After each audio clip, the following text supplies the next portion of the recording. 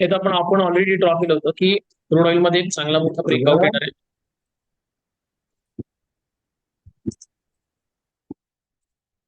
आपण हे already draw केलं होतं की क्रूड ऑइल मध्ये एक चांगला मोठा ब्रेकआउट येणार आहे. या ब्रेकआउट नंतर क्रूड ऑइलचे इथे मोमेंटम देणार आहे. तर तुम्ही बघा, ही जर मी तारीख काढायला गेलो तर ही तारीख आहे जवळपास 23 फेब्रुवारी. ही तारीख आहे 9 मार्च. 23 फेब्रुवारीच्या दिवशी क्रूड ऑइल 6,000 रुपयाच्या आसपास होतं. आणि आता 10,400 पर्यंत जाऊन पोहोचले. आता थोडंसं आले खाली, एकदम स्पाइक मारून परत खाली आले, पण 10,400 पर्यंत पोहोचले.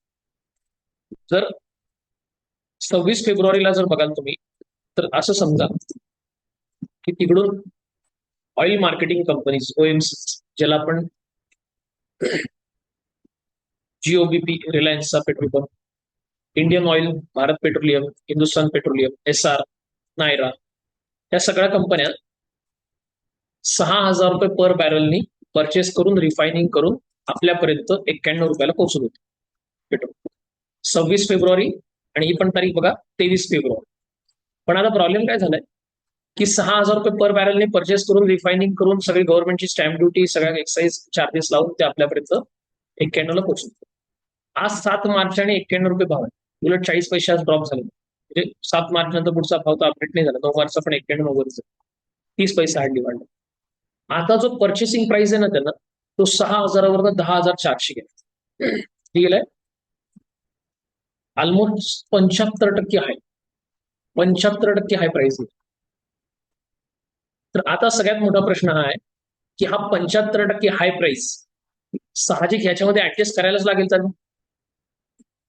जर त्यांनी तो ऍडजस्ट नाही केला, जर ती 75% हाय प्राइस जी आहे ती त्यांनी जर याच्यामध्ये ऍडजस्ट नाही केली, तर मग क्लिअर आहे, if government does not increase the fuel prices. आता गव्हर्नमेंटच्या हातात प्राइसेस नाही, कंट्रोलिंग प्राइस जे आहे त्या ऑइल मार्केटिंग कंपन्याच करतात. तसं the burden may be manage by the reducing taxes. Government काय करू शकेल की तुम्हाला 20 रुपये किंवा 10 रुपये किंवा 5 रुपये पेट्रोलची प्राइस वाढवायला लागते ना, एक काम करू नका, करा तुम्ही प्राइस वाढू नका, आम्ही रिड्यूस करतो टॅक्सेस. म्हणजे टॅक्सेसचा जो बर्डन आहे तो ऍडजस्ट करून आपण प्राइसला सेट ऑफ करून घेऊ. किंवा the burden may be manage by the reducing taxes or oil companies adjusting their profit margins. किंवा ऑइल कंपन्यांना म्हटलं जाईल की तुम्ही तुमच्या प्रॉफिट मधला हिस्सा जो आहे तो लोकांना पास ऑन करून पेट्रोल त्याच रेटमध्ये देण्याचा प्रयत्न. पण याच्यामध्ये ज्या प्रायव्हेट कंपन्या आहेत, जसं की जिओ, एसआर, नायरा आणि अजून एखादी कुठली तरी असेल आपल्याला माहित नसेल, या प्रायव्हेट कंपन्या तर ते करतात. बीपीसीएल, एचपीसीएल, आयओसी सरकारी आहेत म्हणून त्या करतील असं पण म्हणणं चुकीचं आहे. कारण शेवटी शेअर होल्डर पण त्याला ऍग्री झाला पाहिजे प्रॉफिट मार्जिन रिड्यूस करण्यासाठी. मग तोही पर्याय नाही.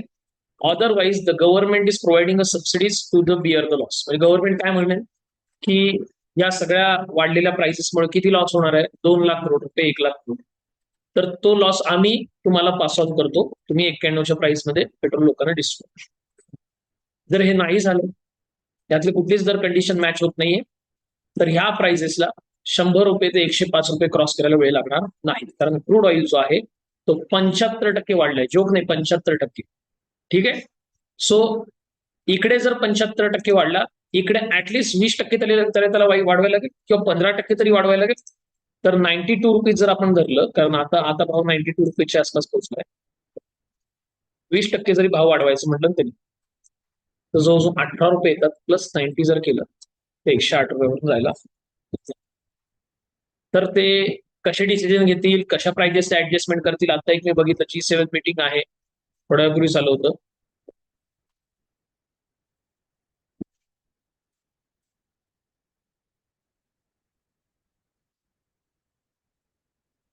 त्याच्या G7 लीडरची मीटिंग आहे, त्याच्यामध्ये ऑइल प्राइसेसच्या ह्याच्यावरती डिस्कशन होणार. कारण एक लक्षात घ्या, ऑइल हा सगळ्यात मोठा कंपोनंट आहे. तुमचा गोल्ड सिल्वर वाढला तर काय फरक पडत, पण ऑइल वाढल्यामुळे तुमचं ट्रान्सपोर्टेशन स्टॉप होतं. ट्रान्सपोर्टेशन स्टॉप होत नाही, ट्रान्सपोर्टेशन चालू पण राहतं, पण कॉस्टिंग इतक्या इन्फ्लेटेड होतं. म्हणजे समजा मी एखादा कंटेनर एका कंट्रीतनं इथं मागवतोय आणि त्याच्यासाठी मला 5 लाख रुपये भाडे, ठीक आहे. आता पेट्रोल डिझेल सगळ्या ऑइलच्या प्राइसेस वाढल्यामुळे ते 5 लाखाचं भाडं माझं 8 लाख रुपये गेलं.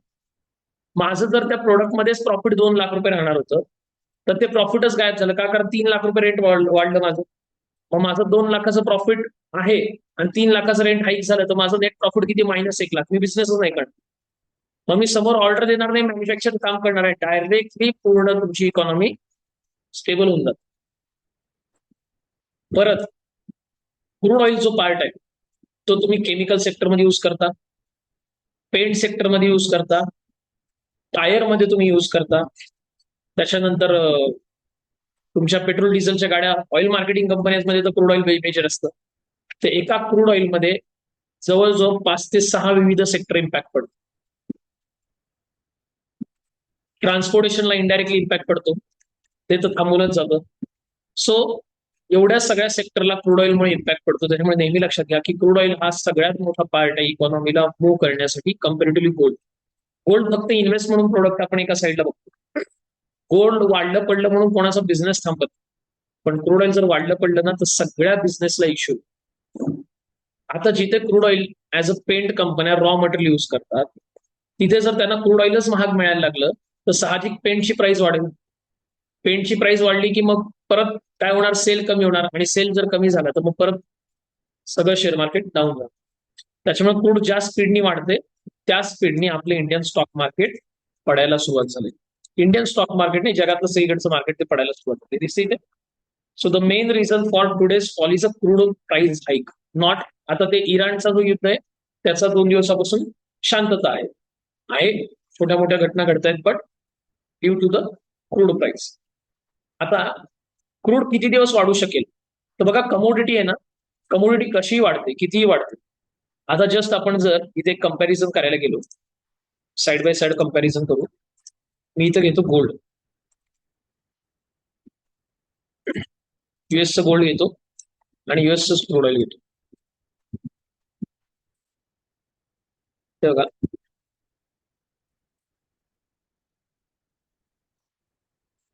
क्रूड ऑइल जो आहे आणि हा जो गोल्ड आहे, हा युएसचा गोल्ड आहे, हा युएसचा क्रूड आहे. युएस मध्ये जे क्रूड आहे ते $105 डॉलर चालू आहे आणि $120 बॅरल पर्यंत तो गेला होता. ठीक आहे. सो जेव्हा कमोडिटी वाढायला सुरुवात झाली होती ना गोल्डमध्ये, ती ह्या लेवलपासून जर तुम्ही बघाल ह्या लेवलपर्यंत ऑलमोस्ट 250% वाढली. आणि जेव्हा कमोडिटीमध्ये तुमचा क्रूड ऑइल वाढायला लागला होता, एनर्जी प्रोडक्ट म्हणतो त्याला, ते 115% वाढले. म्हणजे कमोडिटीच्या प्राइसेस 100-150% हाईक होऊ शकतात, हे खूप कॉमन. आता मेन काय प्राइस पॅटर्न आहे की जसं आता आपण थोडंसं अजून मोठा चार्ट करण्याचा जर प्रयत्न केला,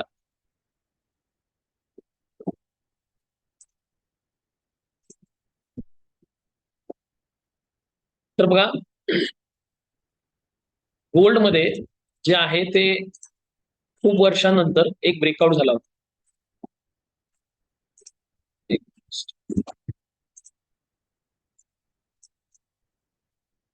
गोल्डमध्ये जे आहे ते 2011 ते 2023 नंतर ब्रेकआउट झाला होता.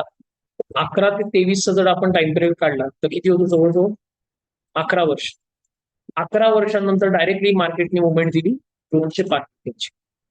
सेम जर तुम्ही प्राइस पॅटर्न बघायला गेलात तर तुम्हाला दिसेल हे जे चित्र आहे, एक मिनिट मी याला वीकली बारवर ना इथं फक्त याला इंडिव्हिज्युअली कट नाही करता येणार म्हणून आपण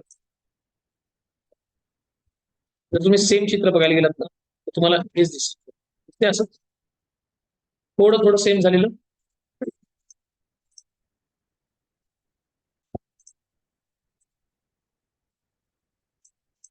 ओके. सो हीच भीती आहे की क्रूड ऑइलने अजून वाढायला सुरुवात नाही केली, तो फक्त जम्प केलेले जम्प. जसं गोल्डने वाढायला सुरुवात केली नव्हती इथपर्यंत जम्प केलं होतं आणि इथून जी लेवल त्यांनी ब्रेक केली तिथून तो 171% वाढला. जर बाय एनी रिझन असं होणार नाही, पण जर चुकून समजा क्रूडने सेम पॅटर्न फॉलो केला आणि ऍटलिस्ट तो $200 पर्यंत जरी पोहोचला, तर ऑलरेडी 127% प्राइस वाढलेलीच आहे. पण इथे किती प्राइस वाढलेली असेल ती या लेवलपासून 250%. जर असं झालं आणि 250% जर क्रूड झालं वाढलं, तर मला सांगा ह्या तुमच्या प्राइसेस कुठे जातात? मी 250%ने फक्त एकदा कॅल्क्युलेट करतो. ₹92 इंटू 250 डिवाइड बाय 100 जर म्हटलं तर ₹230 एवढी प्राइस वाढणार नाही ऍक्च्युअलिटीमध्ये. पण कुठे ना कुठेतरी हा खूप मोठा मेजर सिरियस कन्सर्न होऊ शकतो. कारण एक लक्षात घ्या, आपण जेव्हा आपण एक ब्रेकआउट पॅटर्न शिकतो ना, त्या ब्रेकआउट पॅटर्न मध्ये एक क्लिअरली दिसतंय की ह्यानी जे आहे ते एक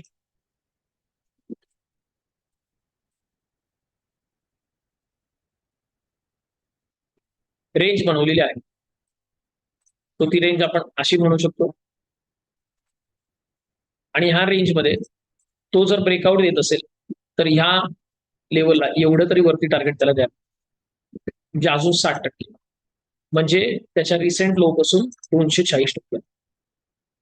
तर अजून 2-3 दिवस हा जर इश्यू राहिला तर कमीत कमी 50 ते 60% क्रूडचे भाव वाढतात.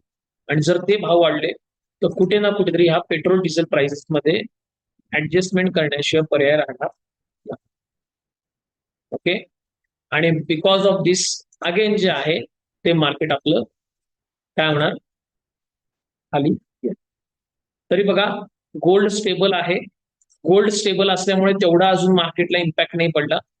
बट जर गोल्ड पण वाढायला लागलं, क्रूड पण वाढायला लागलं, तर मग तुमच्या मार्केटला परत इम्पॅक्ट पडेल आणि मार्केट परत नवीन लोकडे. आता मार्केटचा जर सिनॅरिओ जर आपण बघायला गेला तर ऑलरेडी जे आहे ते मी चार्ट मध्ये काय सांगितलं होतं तुम्हाला एकदा दाखवतो.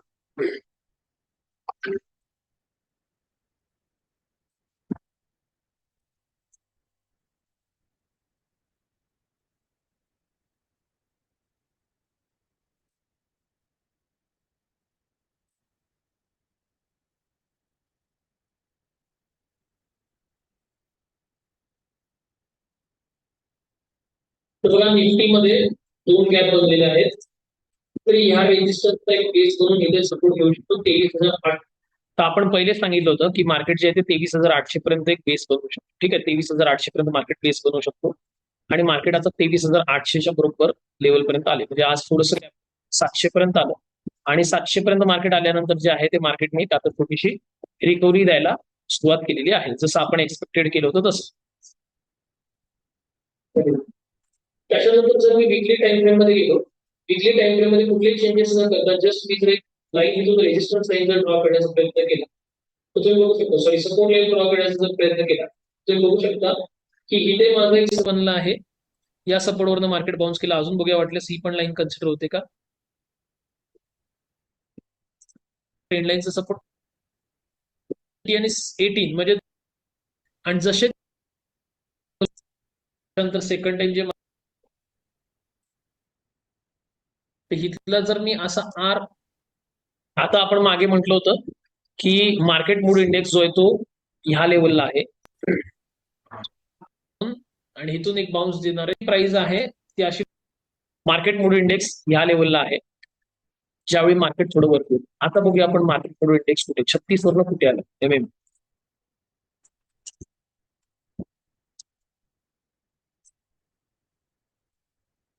बघा, MMI आलेला आहे 20.50, किती आलाय 20.50. तर आता आपण परत व्हिडिओवरती येऊ. पडत पडत पडत पडत याच्या खाली यायला पाहिजे, म्हणजे ही जी आर लेवल आहे ना, या आर लेवलच्या काय झाली पाहिजे, ही प्राइस खाली आली पाहिजे, या प्राइसच्या खाली आली पाहिजे, म्हणजे मार्केट एकदम बॉटम बनवलं असं आपण म्हणू शकतो. बघा, मी काय म्हणतो की या आरच्या खाली MMI आला पाहिजे, म्हणजे मार्केटने बॉटम बनवलं असं क्लिअर होतं. तर आता बघा, मार्केट मूड इंडेक्स कुठे आलेला आहे, आर जवळपास आलाय. आणि जर चार्ट मध्ये आपण बघायला गेलो, चार्ट मध्ये जर आपण बघायला गेलो तर मार्केट पण कुठे आलेलं आहे, बॉटमला आलेलं आहे. पुढे आपण बघू.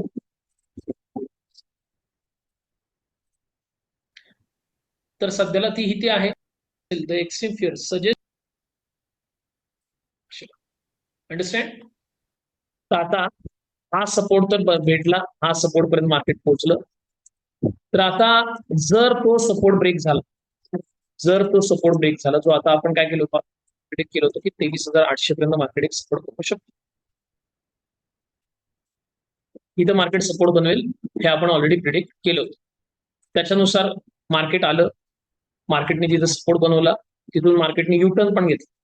ठीक आहे, पण प्रॉब्लेम असा आहे की हा सपोर्ट जो आहे तो टेक्निकली माझ्या निफ्टीनुसार बरोबर आहे, पण मला प्रॉब्लेम आहे की क्रूड ऑइल.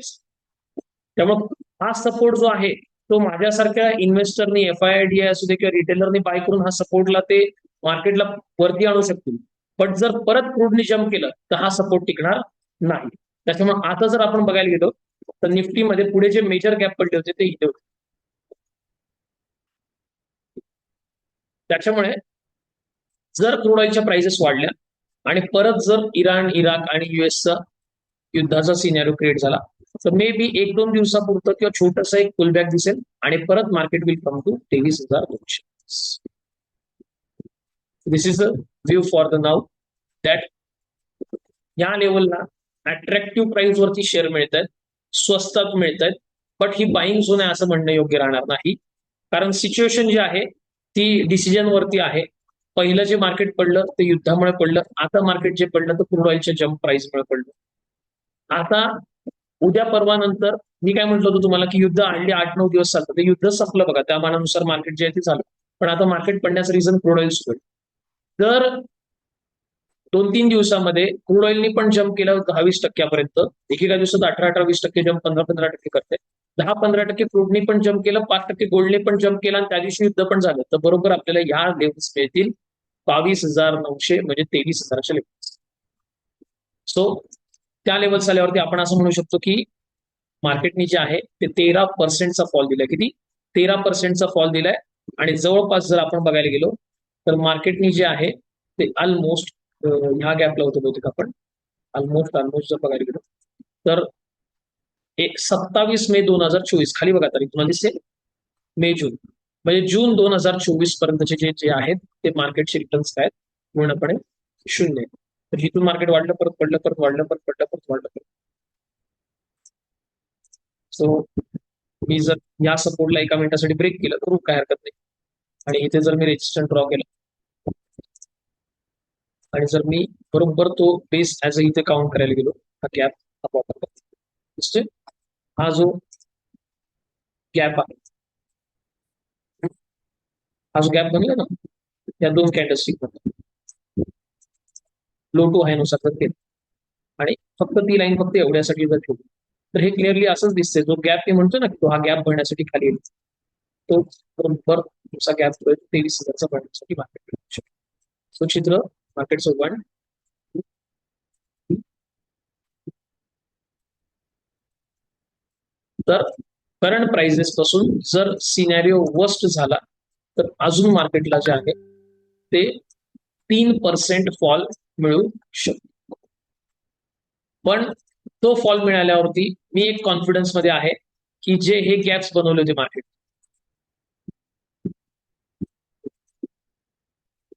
आणि परत आता जो करंटली बंद आहे तो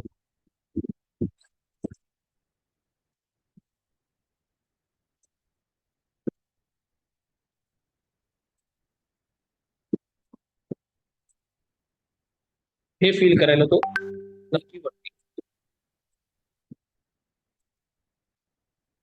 सो करंट झोनला थोडंसं ऍड करा आणि नंतर अजून थोडंसं मार्केट खाली मिळालं की इथे पण तुम्ही ऍड, इथून मार्केट जे आहे ते पुढे जायला सुरू.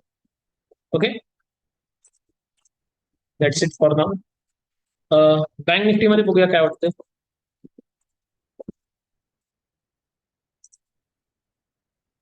बँक निफ्टीचा जर मी हा ट्रेंड लाईन सपोर्ट जर घेण्याचा प्रयत्न केला या लाईनला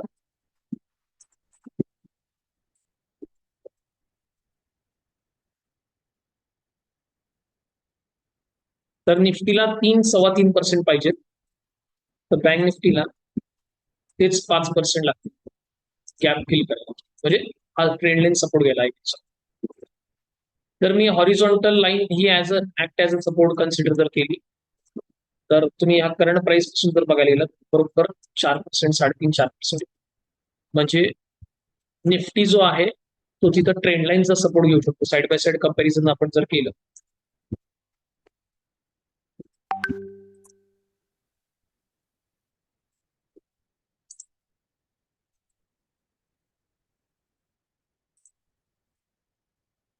आपण आत्ताच निफ्टी ड्रॉ केली होती ना, डिलीट झाली डायग्राम. तर ह्याच्यामध्ये पण बँक निफ्टीमध्ये पण सेम सिनॅरिओ आहे.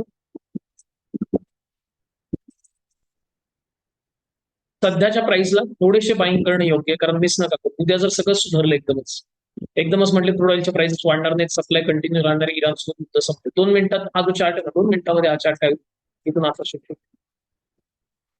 पण डिसिजन म्हणायला वेळ लागेल. तर मग हा चार्ट जो आहे तो अशा पद्धतीने जाईल. तो आपण आहे ना या दोघांच्या मिडलमध्ये, म्हणजे हा टॉप आहे आणि हा बॉटम, म्हणजे 13% पर्यंत जातो. तर आपण सध्याला ना 8% आहे, म्हणजे मिडलच्या थोडंसं खाली आहे. So entry at this level is good. पुढे आपण जर निफ्टीचा पीई बघायला गेलो, तर लाईव्ह पीई अपडेट झाला असेल तर चांगली गोष्ट आहे, असेल तर मग थोडंसं अडचण आहे. तर आता हा अपडेटेड ऑन 6 मार्च आहे. स्लाइटली ओव्हरव्हॅल्यूड म्हणतात, पण ओव्हरव्हॅल्यूड नाही अपडेट झाले का बघूया. नाही. जो लेटेस्ट डेटा आहे तो 3/6/2026 आहे.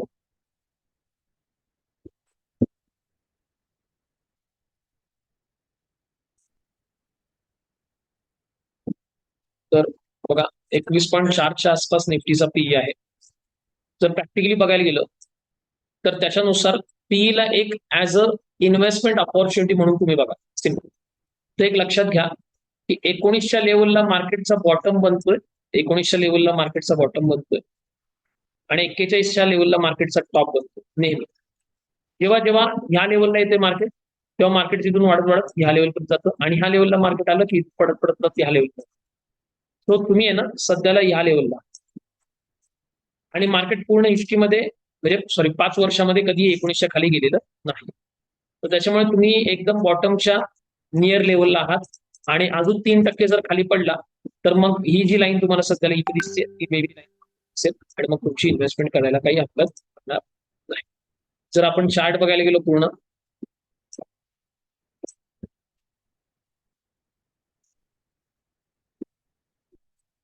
तुम्हाला दिसेल हे बॉटम टॉप कसे बनलेत त्याचे. याच्यामध्ये एक लाईन डिसेबल नाही करते, ही जी पिंक लाईन आहे ना खालची ती बघा. जेव्हा 19चा पीई होता, हा जेव्हा 19चा पीई होता ना, तेव्हा मार्केट इथे होतं. त्या 19च्या लेवल पासून पी, मी म्हटलं पीई जसं 19-20 येतं, तिथून मार्केटने काय केलं, जम्प केलं. परत बघा पुढे जम्प केलं मार्केटने 22 पर्यंत. परत काय झालं पुढे, परत 20चा पीई बनला, परत 20चा पीई बनला, परत मार्केटने काय केलं, जम्प केली. परत पुढे इथे बघायला नाही या बॉटमला, परत मार्केट 19.5चा पीई बनला, दिसते 19.5, आणि बरोबर मार्केटने इथं बॉटम करून परत काय केली, जम्प. जेव्हा जेव्हा त्या लेवलपर्यंत आले मार्केट, फक्त एकदाच हिस्ट्रीमध्ये ना कोविडच्या दिवशी, सॉरी 2013ला काय होतं आपल्याला सिनेरिओ माहित नाही, फक्त एकदा 15 पीई आला होता, पण कोविडमध्ये तो एकदा आला होता की 19 पीई. तुम्ही बघा इथे 18 पीई होता, तिथून मार्केटने मग एवढा मोठा जम्प केला. इथे पण बघा, इथून मार्केटने जम्प केला, इथे पीई बॉटम म्हणून परत मार्केटने जम्प, परत पीई इथे बॉटम म्हणून मार्केटने जम्प. आता पीई या रेशो मार्केट इथे, मार्केट सर मी जसं म्हटलं ना तुम्हाला की आपण आपण कसं करतोय की हा या लेवलपर्यंत मार्केट समजा येणार, तर मार्केट पुढच्या 2-3 दिवसात खाली आलं तर तुमचा पीई सुद्धा कुठे येणार, इथपर्यंत खाली. आणि एकच गोष्ट बघायला मिळाली, जेव्हा जेव्हा 19-20 चा पीई येतोय, तेव्हा तेव्हा काय होतं, 19-20चा पीई आला की मार्केट काय करते, परत यू टर्न करते. सो मार्केट जो आहे तो 1, 2, 3, 4, 5, 6, 7 अशा फेजमध्ये कंटिन्यू करू शकतो. तो एवढं अनालिसिस करून पण जरी मार्केट पडलं तर ठीक आहे म्हणायचं, बाकी काय करतो. ओके. बट आपण सगळे पॅरामीटर्स जे आहेत ते चेक केलेले आहेत आणि त्याच्यानुसार आपण बघितलंय. So that's it for now. बघू आता बाकी पुढे काय. बट जे आपण प्रिडिक्ट केले त्याच्यानुसार जाईल अशी पॉसिबिलिटी 80% आसपास वाटते.